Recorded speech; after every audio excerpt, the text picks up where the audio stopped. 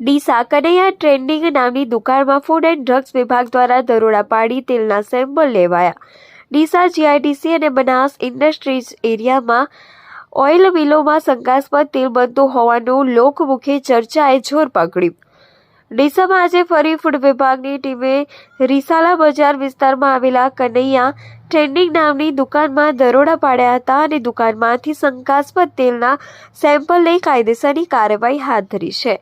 ડીસા તાલુકાના માલગઢ ગામે રહેતા સુખદેવભાઈ માળીએ 15 દિવસ અગાઉ કનૈયા ટ્રેડિંગ નામની દુકાનમાંથી તેલનો ડબ્બો ખરીદ્યો હતો।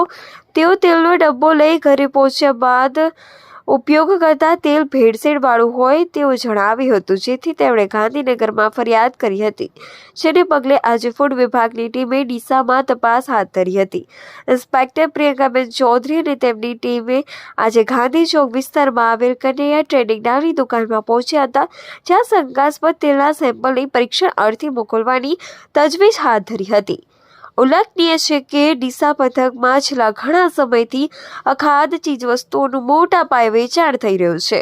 ફૂડ વિભાગ પર અવારનવાર દરોડા પાડી આવા તત્વો સામે કાર્યવાહી કરે છે, તેમ છતાં પણ કેટલાક લોકો કમાવાની લાયમાં હજુ પણ અખાધ ચીજવસ્તુઓનું ખુલ્લેઆમ વેચાણ કરે છે, ત્યારે આવા તત્વો સામે કડક કાર્યવાહી થાય તેવી લોક માંગ છે।